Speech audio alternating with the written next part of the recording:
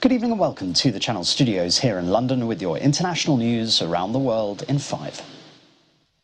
Ukraine has condemned unsubstantiated claims by Russia that Kyiv might use a dirty bomb, conventional explosives laced with radioactive material. It comes after Russia's general in charge of nuclear, biological and chemical defense said there was a Western plot to smear Russia.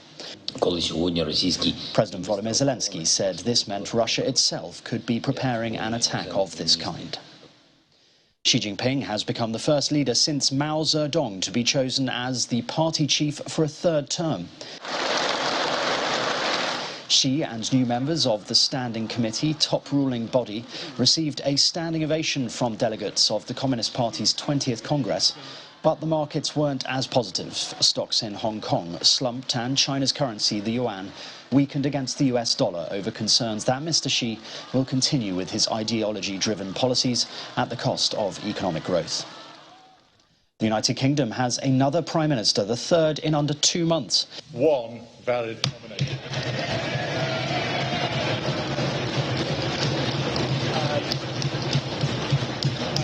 Rishi Sunak is therefore elected as leader of the Conservative Party. The announcement was made earlier today in the Palace of Westminster by Sir Graham Brady.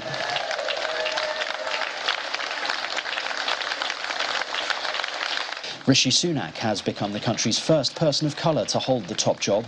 Aged 42, he is also the youngest Prime Minister for over 200 years.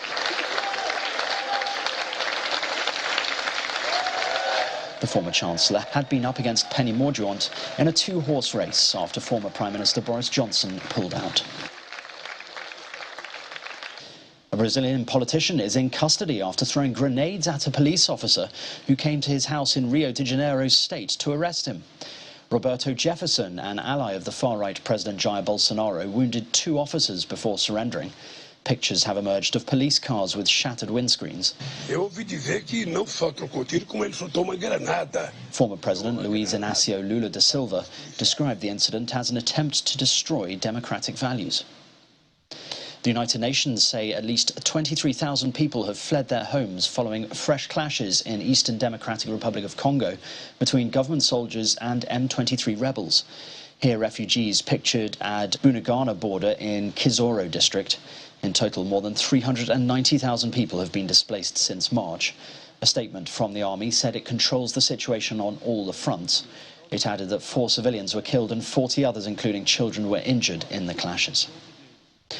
A Korean Airlines co-limited jet with 173 people on board has overshot the runway at Cebu International Airport in the Philippines. Video from the scene on social media showed widespread damage to the plane, with the nose landing gear appeared to have been collapsed. The airline said the Airbus had tried to land twice in poor weather before it overran the runway on the 3rd attempt. They also said there were no injuries reported. A mini tornado has hit a village in northern France, tearing roofs off buildings, turning vehicles upside down and littering streets with debris. The tornado, a very rare event in France, formed in a matter of minutes, taking residents and authorities by surprise. Up to 2/3 of houses in the village have been heavily damaged. Here, videos showing winds blowing over chairs outside a restaurant in the northern French city of Amiens as rain lashed the building. And finally, young parkour athletes in Paris are increasingly running, swinging and vaulting in urban spaces as part of what's been dubbed lights-off operations.